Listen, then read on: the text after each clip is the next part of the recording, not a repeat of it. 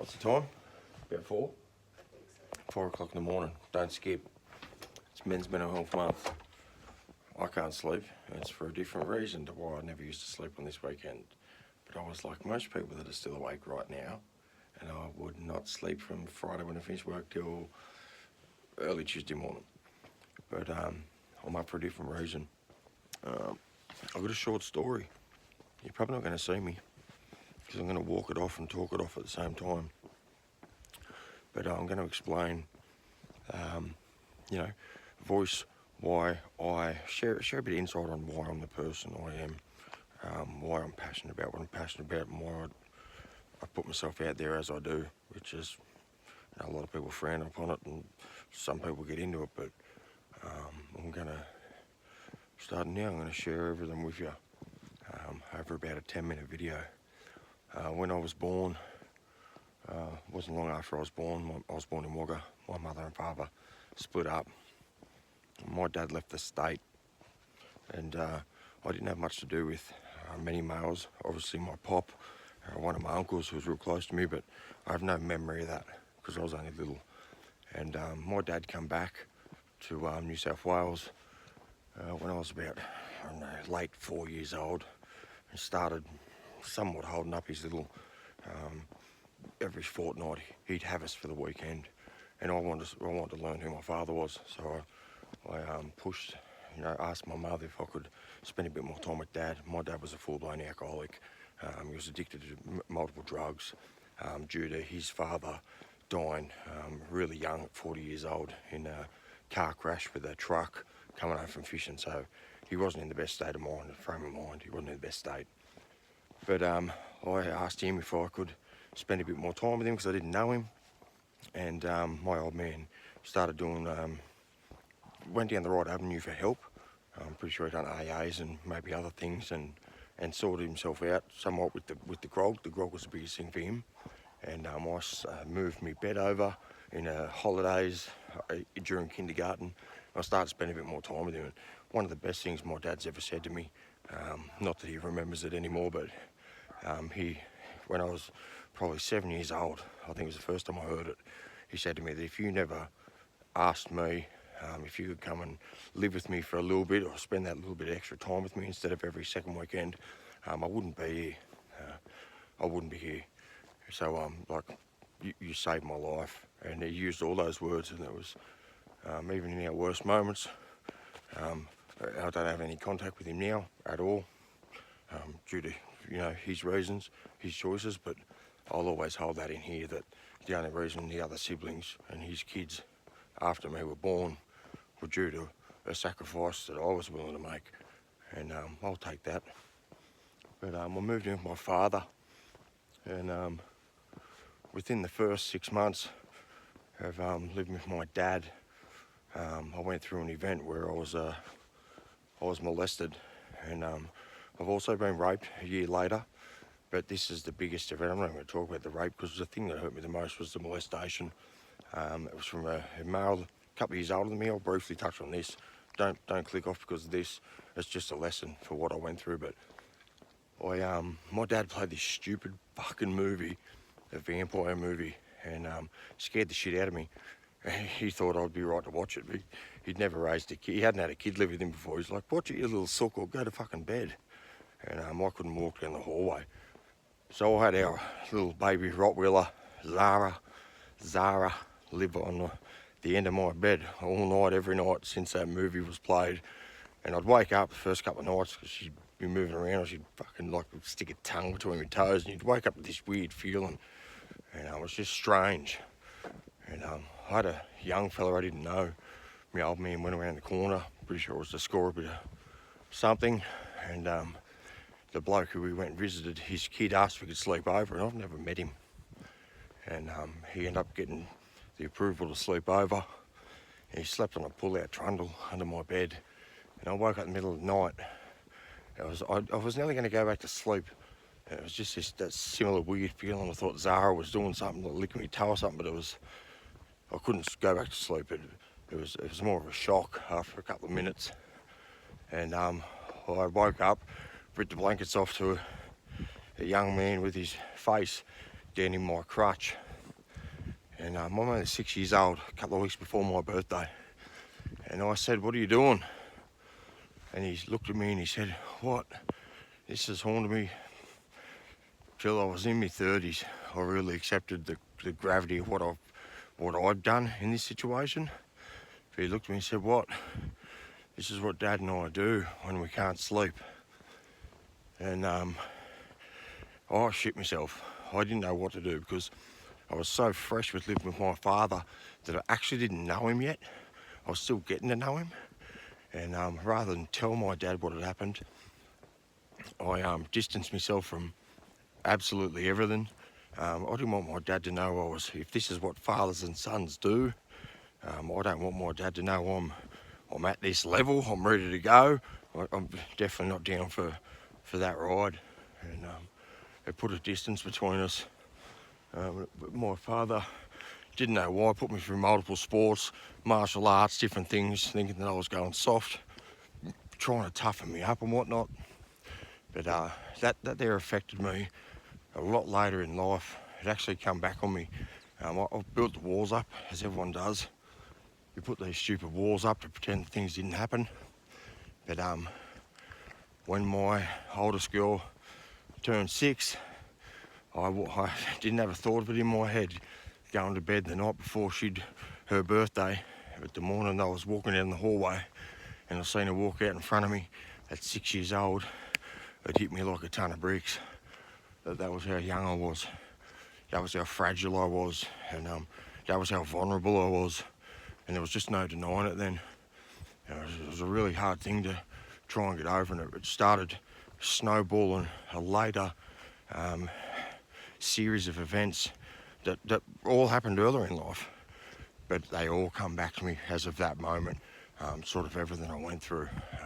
So before my father came back to Wagga when I was just an infant, I was living with my mother, and like I said, I didn't have many males in my life, but my name's Mitchell Jeffrey McDonald, and the closest male to me was Jeffrey White, and that was my mother's cousin. And I didn't know at the time, so only young. I've learnt this out later in life after the events had happened, that he suffered from mental health himself. His father was an alcoholic. His mother and father had separated. I don't think mum really... mothers don't raise sons when they're in their teen years. That's, I think the boys really grip to their mum when they're young, like little girls do to their fathers.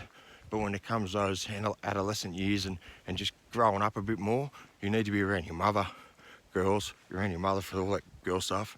Boys, you're around your father for that sort of little bit more authority and strictness that you might need at that age. But he had no one, was going through a lot of things, mild drug abuse, moved into steroids, a series of events I'll talk about in a second, but he's the first male that I remember in my life. He used to come down our driveway. He'd put me on the front of his motorbike and scoot me up and down the driveway, and it was just a big influence in my life. I still got photos of him pinned around my house. But he stuffed up one night, and this is why, this and a couple of other things is why my biggest fear in life, which is hard to believe when I suffered from suicidal thoughts and a suicidal phase in my life, but my biggest fear is death. And he stuffed up one night. We had no one to talk to, didn't know who to talk to. Probably had people to talk to, but it meant that he had to go and knock on their door, that no one was actually looking out for him. And that's what this whole month here and this awareness that we're doing with mental health is. It's not waiting for that person that's affected to come to you. It's being that person that actually notices the state of mind someone you care about's in. And that's why I'm sharing it, what I'm going to share. Yeah, he stuffed up. He'd been into using a bit of steroids. I don't know, the mild drug abuse. But he stole a car. He had a shotgun on him. And he drove out to the middle of where I play football, where my families all play football in North Wagga. Parked the car in the middle of the field. Let the gun off. Double barrel shotgun, I'm pretty sure. Shot it in the air. But then, without reloading, pointed the gun at the police that had surrounded the field. And I'm pretty sure I might be wrong, but I'm pretty sure it was a female police officer that decided that he was a threat and shot him dead there at 17 years old. And nothing was hidden from me about that. That there happened a couple of months after I was molested. It was a big shit year for me. Yeah, so that happened. He died. I knew about that. That was the first time I really learned about death, and someone that was pretty close to me had gone. And within a little few months, I'd had the molestation happen either a couple of months in front, a couple of weeks in front, or I think that happened first. The molestation happened afterwards, and then we moved houses out to a little farmhouse out of Galore, just outside of Wagga, and it was another male. I hadn't been around many, and I hadn't told anyone what I'd been through. And this bloke was a good one. Granted, he had a heap of different guns, and we lived on the farm, so we had hay sheds and that, and he'd take me shooting. We'd shoot rats and mice in the sheds, and he was suffering from his own mental health. And I was just a kid, so I didn't know that. But we ended up moving out of that house. I found out after we'd moved that, yeah, he'd put his lowest caliber rifle under his chin and tried to execute himself, but it didn't end it. It just removed half of one side of his skull, and he's still alive to this day. But that snowballed, that death factor really snowballed and put that fear of death in me from a young age. It really developed a strong fear of death after that. And my old man at this point knew nothing. Didn't know any of the things I'd been through. Didn't really realise, because he'd never raised a kid before, the impact of the knowledge that I was already getting exposed to. And like my kids, I don't talk about death with my kids. They've never seen a scary movie. I still hate scary movies. If I played my daughters the vampire movie my dad played me when I was turning 6, oh fuck, I wouldn't do it. I wouldn't do it. There's a little vampire and he's locked in a cage. I'm sitting on the lounge, I'm about to turn 6, and the vampire snaps his fingers off, blood spurting out everywhere, and each finger as it hits the ground turns into a little demon, and then they run out of this jail cell and they kill a priest, get the key, and let the cunt out. It traumatised me. Like, I won't expose my kids to that sort of stuff, let alone the death and things that snowballed on top of it pretty well straight after. But that's why my biggest fear was death.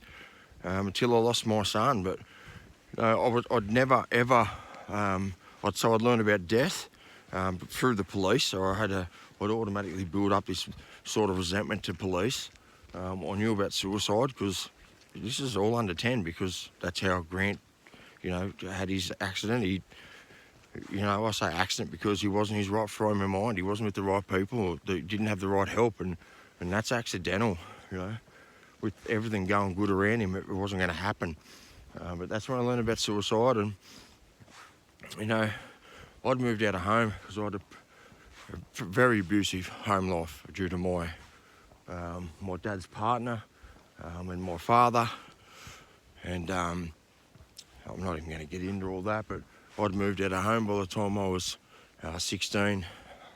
My stepmother came into me and tried to give me the belt one last time as a 16-year-old boy, and I said I wasn't having it, and she didn't like that, so I up and left.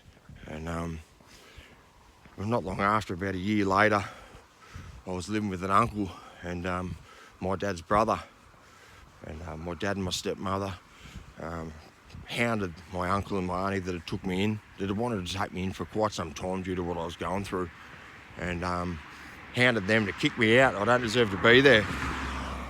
And they didn't do it. They kept me, they pulled me in even tighter, like genuine love. And to this day, when I dream at night, when I'm having, when I say a dream, not a nightmare, somewhere happy, the only place that I dream about a house, I dream about that house where I lived with my auntie and uncle. All my family will be there. Everyone in my dream will be there somewhere, but it'll always be at their house. And that's how I know that was my safe place. My first safe place came when I was 17 years old.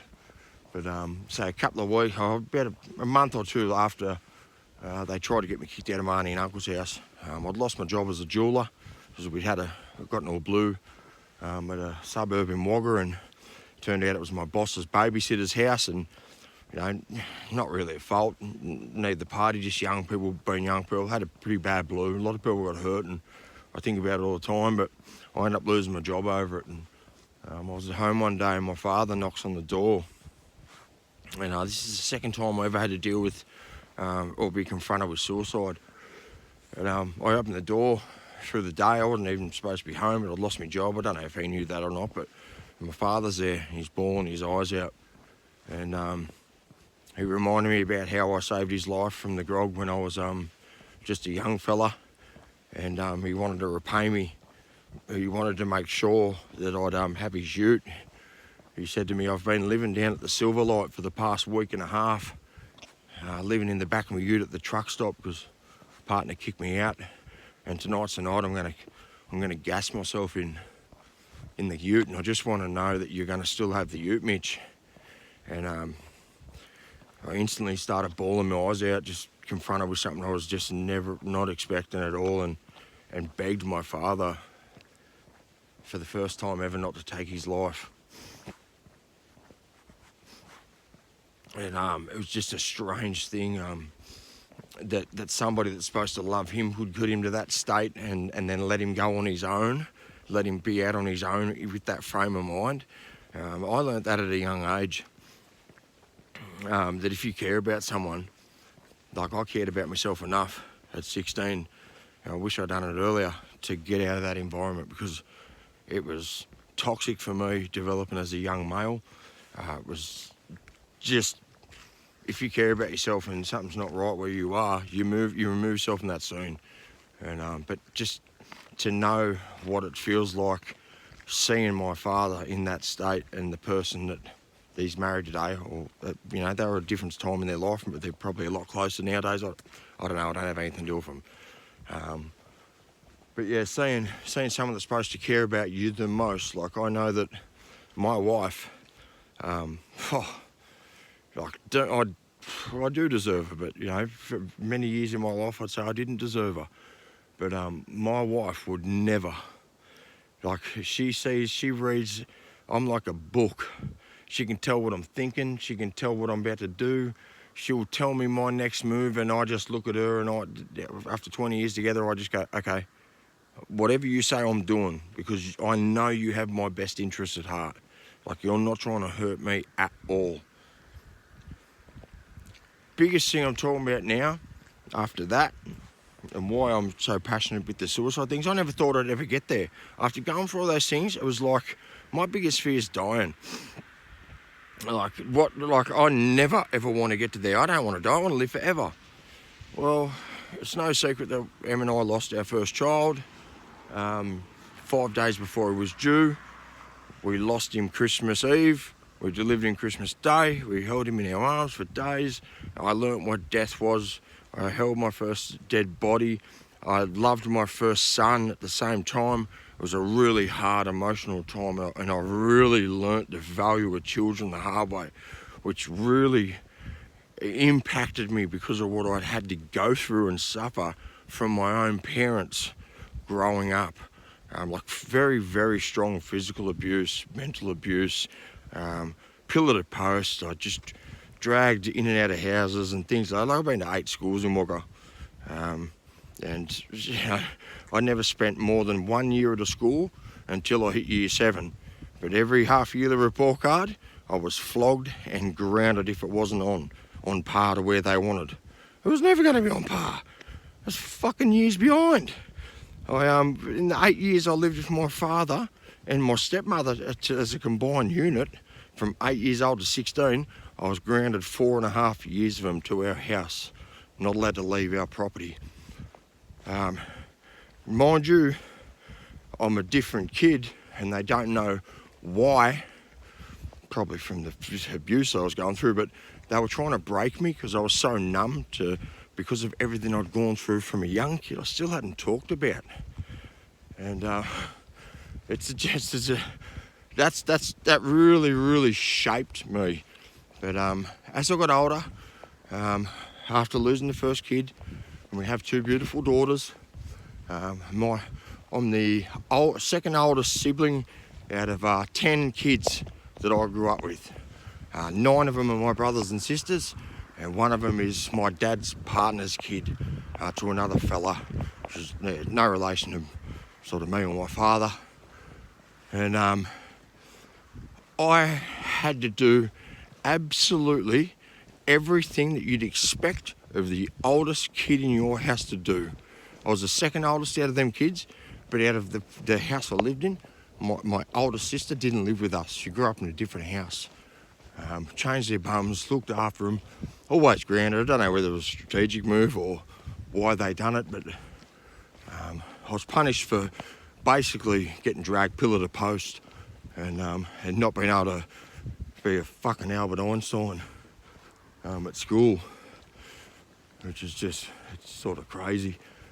And but as I got older, after having the kids and my older sister having kids, I got given a role. And if you're a godfather, or you're an uncle, or you're a father, fuck, you got a reason to live. You got to trust me, you got a reason to live. If you're a godfather, you got a fucking special reason to live. Like, you're getting labelled a father figure to somebody that doesn't even have your blood. That's special. Don't take that shit lightly. I don't. It's cost me so much family by how serious I take the role. The godfather and mother of my children, they split up, but they don't really have much contact with us. Nothing against them, they're both beautiful people. But if I was a godfather of their children, they wouldn't be able to get rid of me. I'd be having to be there every arvo. A reason to get around there apart from to whinge about my own problems or vent my own head out. I actually am privileged enough to be a godfather to 3, 4, 5 children, I'm pretty sure.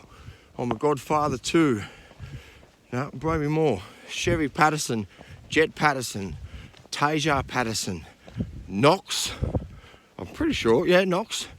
And then I'm pretty sure that Emma and I are godparents to the beautiful O'Gorman family in Canberra.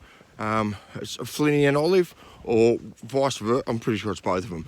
So yeah, we're pretty privileged. It's pretty hard to stay in contact with someone that lives out of your town. But if your role is a godparent in the town where these kids are, well, I have nothing to do with the parents of the kids that I'm godparent to, because I noticed one day I got a phone call off one of my godchildren saying that one of my other godchildren was getting abused at the house. Physically, a girl belted around, choked, dragged up the hallway by her hair, pinned to the floor. Well, that triggered something in me that I know too fucking well. And I picked her up from school that day, and I went to the house that arvo, confronted the fucking stepfather. He had his words out the front. I sheltered the door while she grabbed her bag, and I kept her at my house for 2 nights and told my sister, yous aren't having her back, not till yous are ready. And this tore my family apart. You need to bring her back. She needs to be punished more. If you ask me, she's been through enough. I've never once put a hand on a woman, and I never will. Never ever will. And it's up to you as a person. When you go through certain things in life, you either become that thing and spread the toxicity, become the next ripple from the dirty ripple effect, or you break the cycle. Yeah, well, I'm a cycle breaker. And I ended up giving it back a couple of days later, and it wrecked a relationship between me and one of my older sisters. I have nothing to do with majority of my family now, due to upholding the values from what I've had to go through in my life, and being that person wants to break the cycle, stop that ripple effect fucking spreading and going from wherever. You know, the biggest thing that hurt me in my whole life was I didn't break the cycle when I was molested by that young boy. And he said to me, this is just what my father and I do when we can't sleep. And I'm 6 years old looking at a 9-year-old And that 9-year-old thinks that what he was doing was completely normal. And because I didn't have a relationship with my father yet, I didn't tell him. So my dad never stood up as an adult and went to the police or went to the right avenue to stop that boy's dad doing that to him again. Well, maybe I let that ripple grow. And maybe that boy that done that to me grew up, found a wife, because he's not gay. He's just traumatised and thinks it's okay. It's not driving your sexuality. Yeah, I've probably let that boy have kids to someone and then carry on that same dirty behaviour, that toxicity. And I wear that. Even though it's took me a long time to realise in myself, I was helpless to it. The situation that I was put in, it's just how it played out.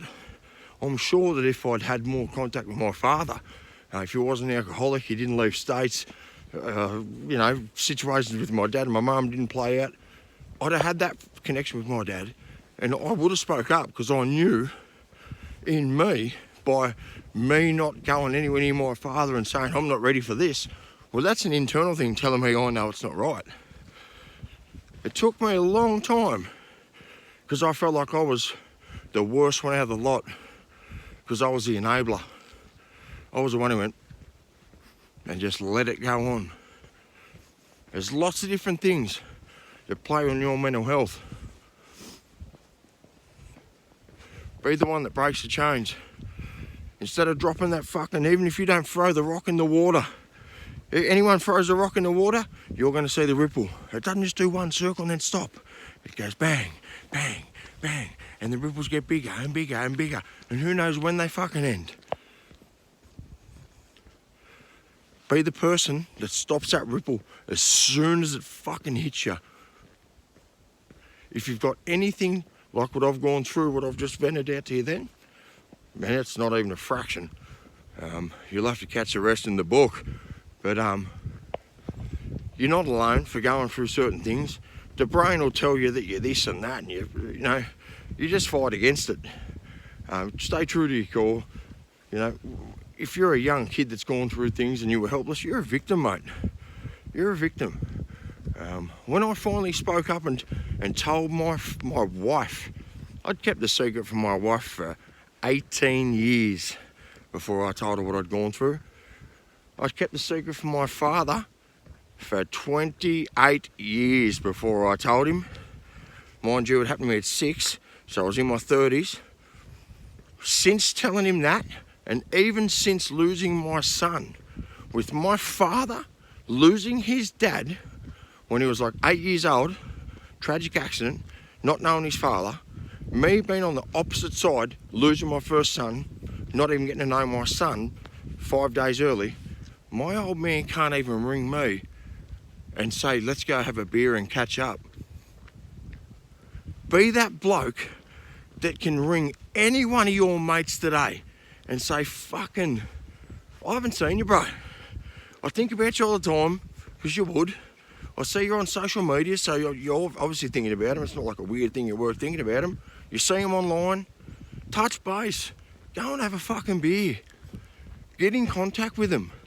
If you're a godparent, touch base with your godkids today. Make a call you haven't made for a while. If you're an uncle and you haven't been fucking shit on by family members or the people that you've tried your best to care about, touch base with them. Touch base with them. Right, you're doing me a favour, you're doing the world a favour, and you're showing that you're a fucking man. It's Mental Health Month. It's not going to change. This is how it is. It was a stigma, and it's going to be around for another year or two. But I guarantee you, I ain't quitting till it's gone. And I respect absolutely everyone who speaks up and gets shit off their chest. But if you want to go out and give the lesson you learnt from the depths it come from and try and help somebody else grow, mate, I don't even know how to describe you. I love you. Have a good day. I hope that didn't rock you too much.